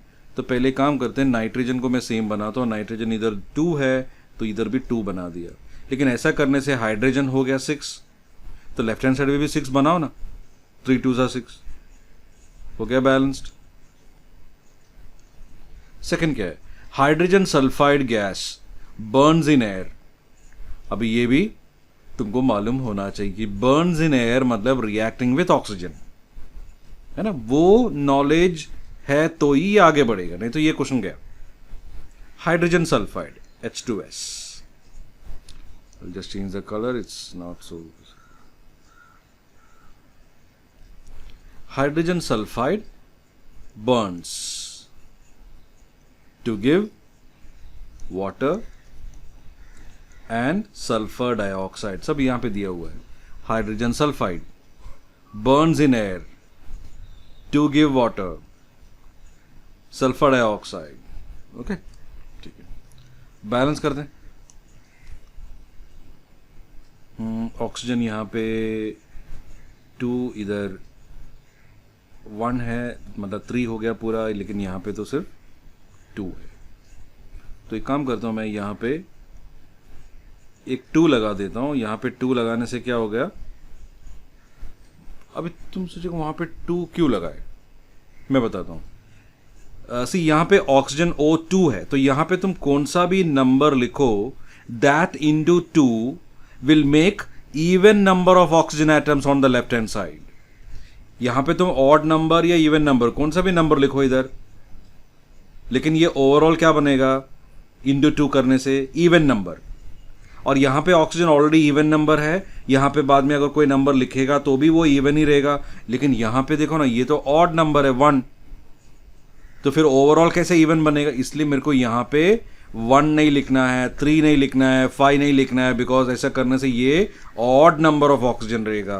Odd number of oxygen plus even number of oxygen can not be even number, इसलिए मैंने सीधा 2 से स्टार्ट कर लिया। तो यहाँ पे 2 ऑक्सीजन, यहाँ पे भी 2 ऑक्सीजन, पूरा मिलके 4 ऑक्सीजन। अभी 4 ऑक्सीजन बनाने के लिए यहाँ पे 2 लगा दो, तो दोनों साइड का ऑक्सीजन ठीक हो गया, ठीक है।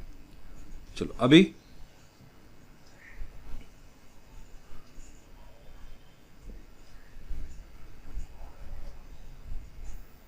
हाइड्रोजन इधर 4 हो गया, तो यहां पे भी 4 बनाओ, तो गड़बड़ हो गई। यहां पे जब हमने 2 लगा दिया तो सल्फर 2 बन गया, अच्छा तो फिर इधर सल्फर 2 बन गया, लेकिन जब मैंने यहां पे सल्फर 2 बन गया तो पूरा ऑक्सीजन अभी गलत हो गया। ऑक्सीजन 2 इंटू 2 4 और 5 6 हो गया, ठीक है। इसको बोलते हैं ना ट्रायल एंड एरर मेथड। तो मैं समझ गया कि यहां पे 3 होना चाहिए। Is it dark enough to be seen? ये 3 होना चाहिए, 3। पहले वहां पे 2 लिखा था, अभी चेंज किया। ऐसे होता है थोड़ा, you start with some point and then you slowly develop and then you come to some mistake, then you correct the mistake and then again you follow, it will be correct. या फिर हो सकता है और भी कुछ mistake, उसको correct करेंगे, ऐसा। ओके एक बार और कंफर्म कर देते हैं। ऑक्सीजन हाइड्रोजन यहाँ पे 2 इंटू 2 4, इधर भी 2 इंटू 2 4। सल्फर यहाँ पे 2, इधर सल्फर 2। ऑक्सीजन यहाँ पे 3 2 6, यहाँ पे ऑक्सीजन 2 और ये 2 इंटू 2 4, 4 प्लस 2 6, तो करेक्ट हो गया। चलो let us move to the third question.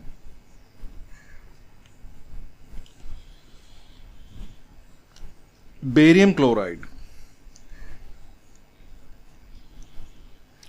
Plus aluminium sulphate,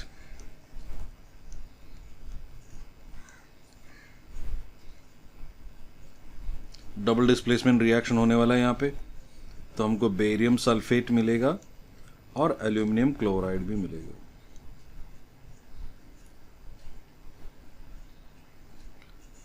double displacement reaction.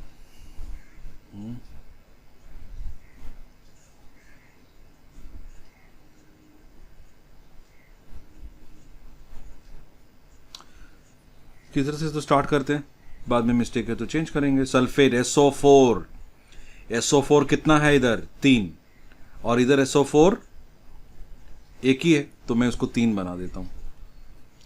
हाँ लेकिन फिर बेरियम हो गया 3, चलो फिर मैं बेरियम को 3 बना देता हूं। लेकिन तब फिर क्लोरीन यहां पे 6 हो गया। अच्छा क्लोरीन 6 हो गया तो यहां पे मैं 6 बना देता हूं। लेकिन ऐसा करने से एल्यूमिनियम 2 हो गया तो ठीक है ना, 2 ही तो चाहिए था, हो गया बैलेंस, है ना। बैलेंसिंग मेरे हिसाब से ऐसा एक बात है जो तुमको खुद से डिफरेंट डिफरेंट मेथड्स ट्राई करना है। लेकिन पहले तुमको कोई बैलेंसिंग करते हुए देखो, सुनो, थोड़ा आइडिया मिलेगा, फिर स्टार्ट डूइंग इट योरसेल्फ। पता नहीं, सम स्टूडेंट्स थिंक दैट ये ऐसा देखते देखते हो जाएगा। अब इसके लिए कितना सारा एग्जाम्पल्स मैंने तुमको क्लास में दिया 9th स्टैंडर्ड में, कैसे देखते देखते सारे काम नहीं होता, कुछ काम होता है कुछ काम नहीं होता है। उसमें से एक क्या था हमारा, learning to ride a car by watching someone riding. चलो फोर्थ क्वेश्चन, फोर्थ ऑप्शन में देखो, potassium metal reacts with water to give potassium hydroxide and hydrogen gas. Potassium reacting with water.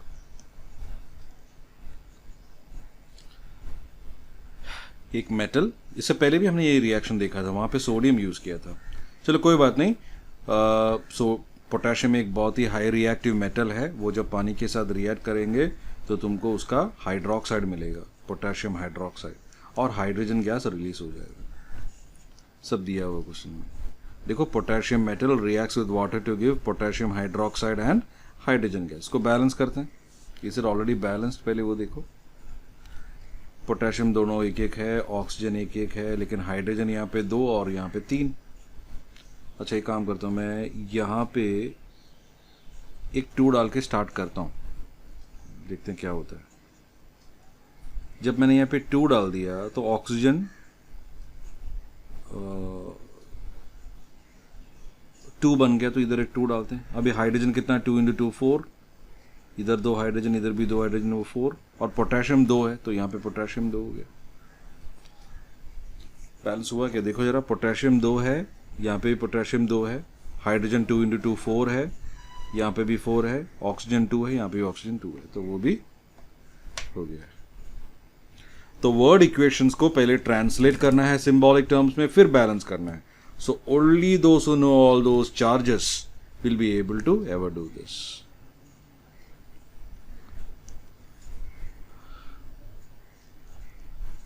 HNO3, ये 6 क्वेश्चन है ना, मैं इससे पहले भी एक बार दिखाया तुमको। एक क्वेश्चन में था ना, डबल डिस्प्लेसमेंट के लिए एग्जाम्पल्स दो, तो मैंने ये दिखाया था तुमको। HNO3 और CaOH ट्वाइस, इसके बीच में डबल डिस्प्लेसमेंट रिएक्शन होगा। कैल्शियम और हाइड्रोजन अपने पोजीशंस इंटरचेंज करके कैल्शियम नाइट्रेट और वाटर हमको मिलेगा। चलो बैलेंसिंग करते हैं। यहां पे नाइट्रेट देखो, NO3 2 है, इधर NO3 एक ही है तो मैं 2 बनाता हूं। तो ऑक्सीजन कितना हो गया अभी, ऑक्सीजन यहाँ पे 3 2 6 और इधर 2, मतलब पूरा 8 ऑक्सीजन हो गया। और इधर कितना है, 3 2 6, अच्छा और 2 चाहिए, तो मैं काम करता हूँ यहाँ पे 2 लगा देता हूँ, तो ऑक्सीजन 2 बन गया। अभी हाइड्रोजन का क्या हुआ, did that got disturbed. Hydrogen यहाँ पे 2 है और इधर भी 2 है, तो मतलब हाइड्रोजन 4 है, और इधर 2 × 2 4, तो हाइड्रोजन का भी केस ठीक हो गया। हाइड्रोजन करेक्ट हो गया। नाइट्रोजन, एक्चुअली नाइट्रेट पूरा मैंने दोनों साइड का इक्वल बना दिया था, ये नाइट्रेट और ये नाइट्रेट मैंने पहले से स्टार्टिंग में वही करेक्ट किया था। तो फिर नाइट्रोजन और ऑक्सीजन का, नाइट्रोजन का तो ठीक होगा ही, लेकिन ऑक्सीजन क्या यहाँ पे भी है, तो उसका थोड़ा अलग से देखना पड़ेगा। एक बार फाइनली चेक कर लो। हाइड्रोजन यहाँ पे 2, इधर 2, तो मतलब लेफ्ट में 4 और इधर 2 इंटू 2 4, तो हाइड्रोजन करेक्ट। अभी नाइट्रोजन यहाँ पे 2, नाइट्रोजन यहाँ पे 2, तो नाइट्रोजन भी करेक्ट हो गया। फिर क्या, ऑक्सीजन 3 2 6 और यहाँ पे 2, मतलब पूरा 8, इधर भी 3 2 6 और ये 2 8, तो ऑक्सीजन का भी करेक्ट हो गया। फिर क्या बाकी, कैल्शियम 1 1, वो भी करेक्ट हो गया, तो इक्वेशन इज बैलेंस्ड।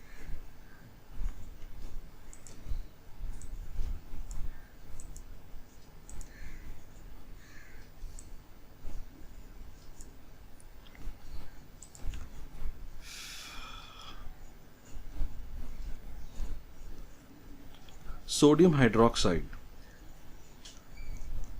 एक बेस है, एसिड के साथ रिएक्ट कर रहा है। बोलो समझ में आया कौन सा रिएक्शन है? Yes, neutralisation. बेस और एसिड का रिएक्शन को बोलते हैं न्यूट्रलाइजेशन रिएक्शन, क्योंकि उसके अंदर सॉल्ट और वाटर फॉर्म होता है। Let us start balancing. Sulphate यहाँ पे 1 है, इधर भी 1 है, चलो ठीक है। सोडियम यहाँ पे 2 है, लेकिन इधर 1 ही है, तो यहाँ पे सोडियम को 2 बना दिया मैंने। सोडियम को 2 बनाने से यहाँ पे ऑक्सीजन 2 और इधर 4, तो मतलब 6 हो गया, और यहाँ पे ऑक्सीजन 4 और एक 5 ही हुआ, तो चलो उसको भी करेक्ट कर देते हैं। अभी हाइड्रोजन कितना हो गया, इधर 2 हाइड्रोजन, यहाँ पे 2 हाइड्रोजन, मतलब 4 हाइड्रोजन, और इधर 2 इंटू 2 4 हाइड्रोजन, तो ये भी बैलेंस हो गया।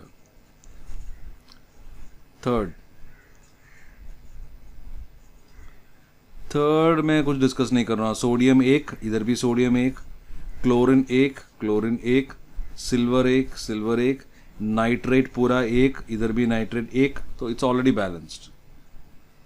सो let me move on to C, तो इट्स ऑलरेडी बैलेंस्ड।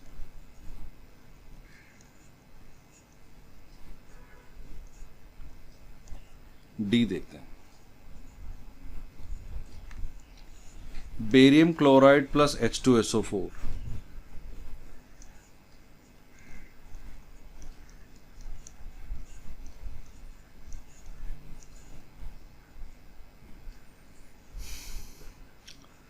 बेरियम और हाइड्रोजन अपना पोजीशन इंटरचेंज करेगा, तो हमको मिलेगा बेरियम सल्फेट और HCl।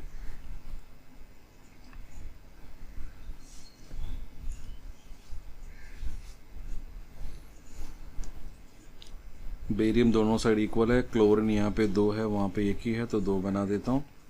हाइड्रोजन 2 है, यहाँ पे भी हाइड्रोजन 2 है।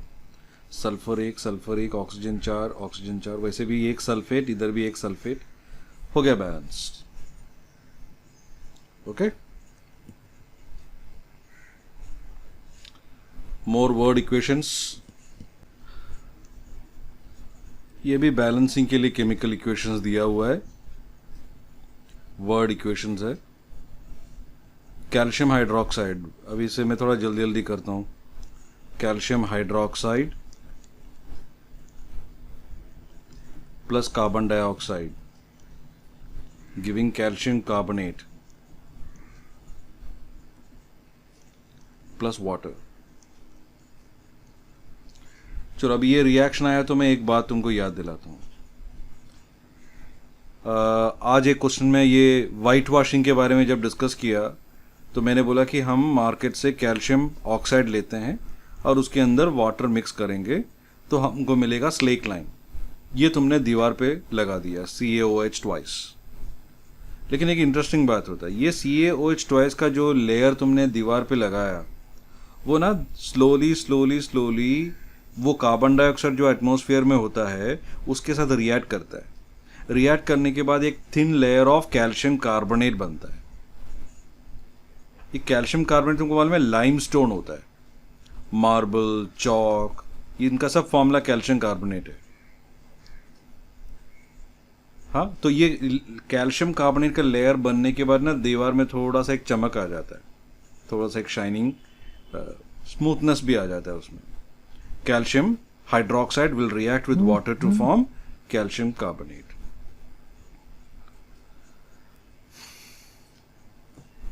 टेक्स्ट बुक में दिखाता हूं मैं कहाँ है ये सब।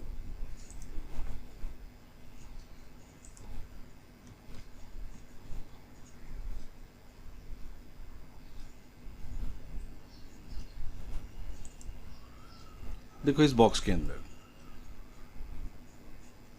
हाँ ये तो तुम रीड कर लेना। ये कौन सा पेज है, पेज 7 में आएगा ये। तो देखो calcium hydroxide plus carbon dioxide giving calcium carbonate plus water. तो अगले बार किधर भी अगर तुमने ये इक्वेशन देखा तो तुमको ये वाला प्रैक्टिकल बात जो हमारे सराउंडिंग में हो रहा है, ये वाला बात तुमको तुरंत याद आना चाहिए। ठीक है, फिलहाल हमारा अभी तो ध्यान बैलेंसिंग में है। OH कैल्शियम 1, इधर भी कैल्शियम 1, ऑक्सीजन 2 और इधर 2 4, ऑक्सीजन 3 और 1 4, वो भी correct. Hydrogen 2, it's already balanced, it's already balanced.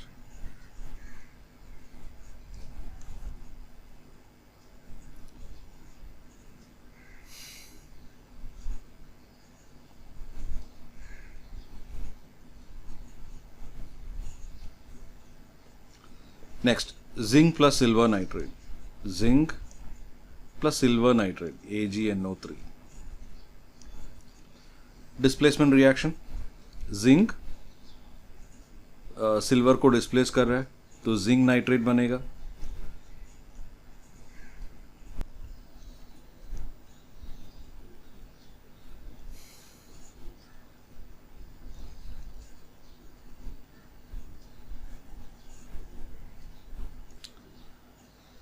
Nitrate यहाँ पे एक है, एक नाइट्रेट है, और यहाँ पे नाइट्रेट 2 है, तो मैं यहाँ पे 2 लगा के 2 नाइट्रेट बना दिया।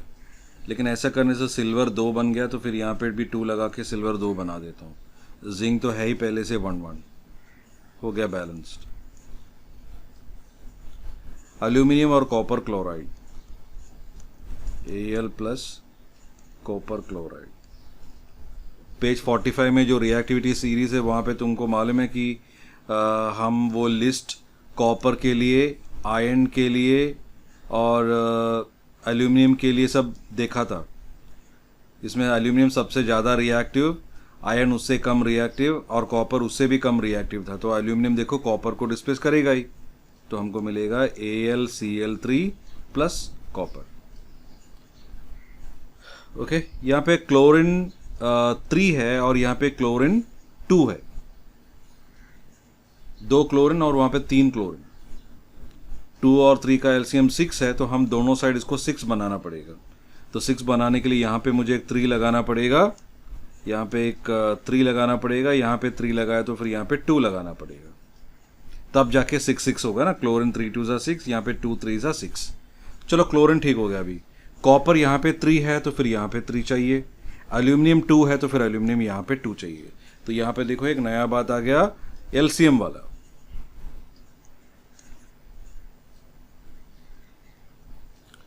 Barium chloride, potassium sulphate will undergo a double displacement reaction। Barium और पोटेशियम अपना पोजीशंस इंटरचेंज करेगा और हमको मिलेगा बेरियम सल्फेट और पोटेशियम क्लोराइड। क्लोरीन यहाँ पे 2 है तो इधर भी 2 बना देते हैं, और ऐसा करने से पोटेशियम यहाँ पे 2 बन गया और यहाँ पे है 2। बेरियम 1, इधर भी 1, सल्फेट 1, सल्फेट 1, तो ये बैलेंस हो गया। समझ में ना, सिंपल इक्वेशंस है। नेक्स्ट, सब एक ही टाइप का। मेरे को लगता है कि ये काम मैं तुमको देना चाहिए, तुम कर लेना। अगर उसमें कोई नहीं आ रहा है तो बोलो। सब एक ही टाइप का है। आइडिया, अगर तुमको बैलेंसिंग के लिए आइडिया चाहिए था तो वो आइडिया तो अब तक तो आ गया, और फॉर्मूला लिखना है तो बोलेगा मैं बोलूँ मेरे पास नहीं है आइडिया लास्ट ईयर का, वो पॉली एटॉमिक आयॉन्स का जो चार्जेस है उससे तुम कर लेना। ये what does one mean by exothermic and endothermic reaction, ये भी बस ऐसे डिस्कस करता हूँ। एक्सोथर्मिक रिएक्शन मतलब ऐसा रिएक्शन जिसमें हीट प्रोड्यूस होता है, और एंडोथर्मिक रिएक्शन मतलब जिसमें हीट चाहिए होता है रिएक्शन के लिए, हीट एब्जॉर्ब कर लेता है, खुद से एब्जॉर्ब कर लेगा या तो फिर हमको देना पड़ेगा। एक्सोथर्मिक में हमने काफ़ी रिएक्शन देखा। इससे पहले वो वाइट वॉशिंग वाला रिएक्शन, हाँ, calcium oxide plus water giving calcium hydroxide, उसमें हीट रिलीज होता है। कार्बन का burning of carbon, burning of magnesium, burning of natural gas methane, हाँ सब मेरे वीडियो डिस्कशन में वो सब था। ओके, तो वो सब मैं अभी यहाँ पे नहीं लिख रहा हूँ। फिर एक्सोथर्मिक, एक्सोथर्मिक के लिए वो सारे डिकम्पोजिशन रिएक्शन है ना। फिर व्हाट अबाउट दिस रिएक्शन, ये हमारा टेक्स्ट बुक में एक जगह पे ऐसा एक बॉक्स में दिया है, काफ़ी बार अननोटिस हो जाता है क्योंकि ऐसा बॉक्स में दिया है एक कोने में। हाँ, this is a reaction between barium hydroxide and ammonium chloride. इसका वीडियो मैंने दिखाया है तुमको, है ना। एक कोनिकल फ्लास्क में बेरियम हाइड्रोक्साइड और उसमें फिर हमने अमोनियम क्लोराइड ऐड किया और एक वुडन ब्लॉक के ऊपर रखा था नीचे पानी डाल के, याद आ रहा है। तो थोड़ी देर के बाद हमने जब ये कोनिकल फ्लास्क को या बीकर को लिफ्ट किया, देखा कि वो वुडन पीस भी लिफ्ट हो गया साथ में, मतलब चिपक गया। क्यों? बिकॉज उनके बीच में जो पानी हमने रखा था वो आइस बन गया। कैसा आइस बन गया? क्योंकि उसमें से हीट निकाल दिया। कौन निकाला? बेरियम हाइड्रोक्साइड और एल्यूमिनियम क्लोराइड जब आपस में रिएक्ट कर रहा था ना, तो उनको हीट चाहिए था, एनर्जी चाहिए था, तो सराउंडिंग से एनर्जी ले लिया था। That's a good example. Why is respiration considered an exothermic reaction? Text book में है ये रिएक्शन, दिखाऊं कहाँ है?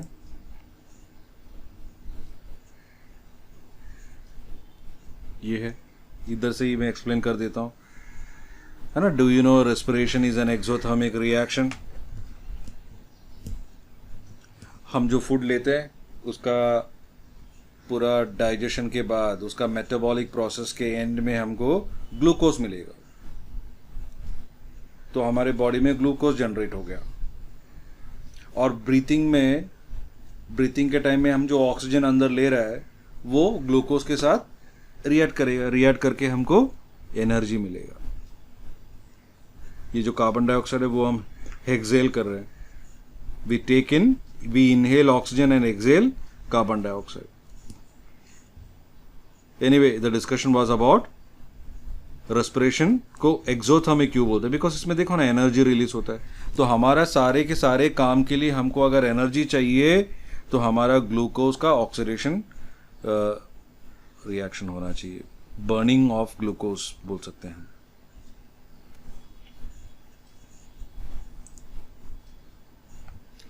So why is respiration considered an exothermic reaction? Explanation पूरा टेक्स्ट बुक में है, वो तुम रीड कर लेना।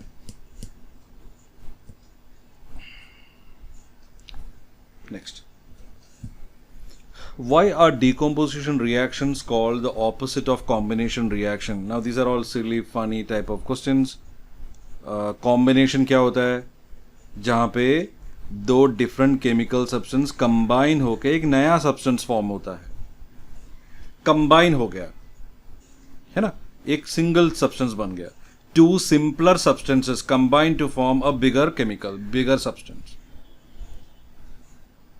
और हम डिकम्पोजिशन को रिवर्स क्यों बोलते हैं? Because one single substance splits into simpler chemicals, simpler substances, है ना।